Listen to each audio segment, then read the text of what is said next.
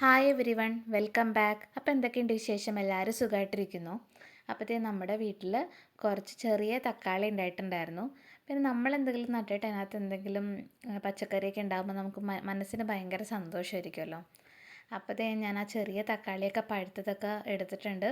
എന്നിട്ട് അതുകൊണ്ട് ചെറിയൊരു മോരുകറി ഉണ്ടാക്കാമെന്ന് വിചാരിച്ചു. അപ്പോൾ അതിനായിട്ട് പാൻ എടുത്തിട്ട് വെളിച്ചെണ്ണ ഒഴിച്ചു കൊടുത്തു. അതിനകത്തോട്ട് കടുക്, ഉലുവ ഇട്ട് കൊടുത്തു. പിന്നെ ചെറുതാക്കി അരിഞ്ഞു വെച്ചിരിക്കുന്ന വെളുത്തുള്ളി, ഇഞ്ചി, കറിവേപ്പില, പച്ചമുളക്, ചുവന്നുള്ളി ഇതെല്ലാം ആഡ് ചെയ്തിട്ട് നന്നായിട്ട് വഴറ്റി കൊടുത്തു. അതിനുശേഷം അതിനകത്തോട്ട് തക്കാളി ആഡ് ചെയ്ത് കൊടുത്തു. ഉപ്പ് ആഡ് ചെയ്തിട്ട് നന്നായിട്ട് വഴണ്ട് വരണ സമയത്ത് മഞ്ഞൾപ്പൊടി, മുളക് പൊടി ആഡ് ചെയ്തിട്ട് നമ്മുടെ തൈരില്ല, നല്ല കട്ട തൈര് ജസ്റ്റ് ഒന്ന് ഉടച്ചിട്ട് അതിനകത്തോട്ട് ആഡ് ചെയ്ത് കൊടുത്തു. അപ്പോൾ നമ്മുടെ അടിപൊളി മോരുകറി ഇവിടെ റെഡി ആയിട്ടുണ്ട്. പിന്നെ ഞാൻ നമ്മുടെ മത്തിക്കറി ഉണ്ടാക്കിയിട്ടുണ്ടായിരുന്നു, മീൻ കറി ഉണ്ടാക്കിയിട്ടുണ്ടായിരുന്നു, അതുപോലെ മീനും വറുത്തിട്ടുണ്ടായിരുന്നു. പിന്നെ നമ്മുടെ തക്കാളി മോരുകറിയുടെ കളറൊന്ന് നോക്കിക്കേ, നല്ല സൂപ്പറായിട്ടില്ലേ?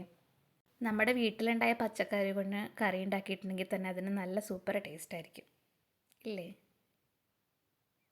കണ്ടോ, കറി കാണാൻ തന്നെ നല്ല സൂപ്പറല്ലേ?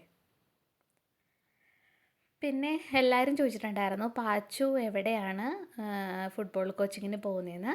പാച്ചു നമ്മുടെ ബംഗളൂരു ഷൂട്ടേഴ്സിലാണ് ഫുട്ബോൾ കോച്ചിങ്ങിന് പോകുന്നത്, TC പാളയിലാണ്. പിന്നെ നമ്മുടെ കുട്ടികൾ പുറത്തൊക്കെ ഇറങ്ങി എല്ലാവരുടെയൊക്കെ ഒപ്പം ഇതുപോലെ കളിച്ച് വേണം വളരാൻ വേണ്ടിയിട്ട്.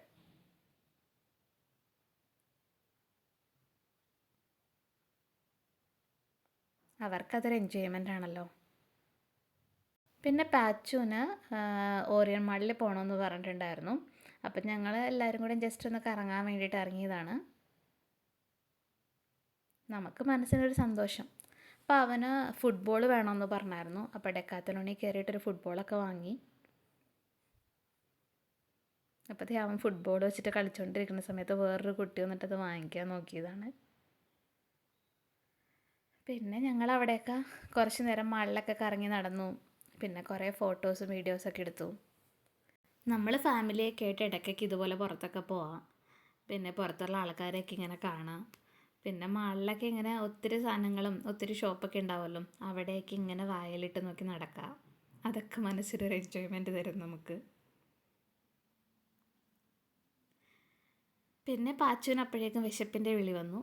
അപ്പം നമ്മൾ അവിടെ ബർഗർ കിങ്ങിൽ കയറി നമ്മൾ ഫുഡൊക്കെ കഴിച്ചു. പിന്നെ അവിടെ ഉള്ള ഞങ്ങളുടെ ഫോട്ടോഷൂട്ടൊക്കെയാണ് ഈ കാണുന്നത്. അതും ഞങ്ങളുടെ ഒരു രസം.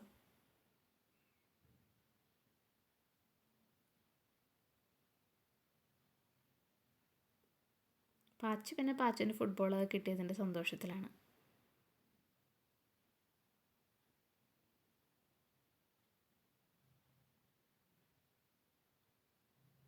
നിങ്ങളും ഞങ്ങളെപ്പോലെ തന്നെയാണോ?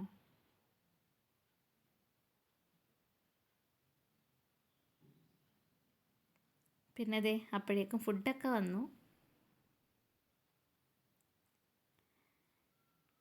പിന്നെ കോൺസെൻട്രേഷൻ അതിലോട്ടായിരുന്നു. അങ്ങനെ ഞങ്ങൾ ഫുഡൊക്കെ നല്ല എൻജോയ് ചെയ്ത് കഴിച്ചു.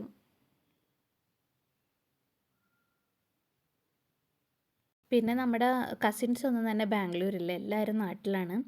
അപ്പോൾ പിന്നെ വീക്ക് ഡേയ്സ് ആണെങ്കിൽ നമ്മൾ ബിസിയാണ് വർക്കിൽ. രാവിലെ ജോലിക്ക് പോകുന്നു, രാത്രി വരുന്നു, പിന്നെ പാച്ചുവിൻ്റെ പഠന കാര്യങ്ങളൊക്കെ നോക്കുന്നു. പിന്നെ നമ്മൾ ഫുഡ് ഉണ്ടാക്കൽ, ക്ലീനിങ് ഇതൊക്കെ തന്നെയാണല്ലോ.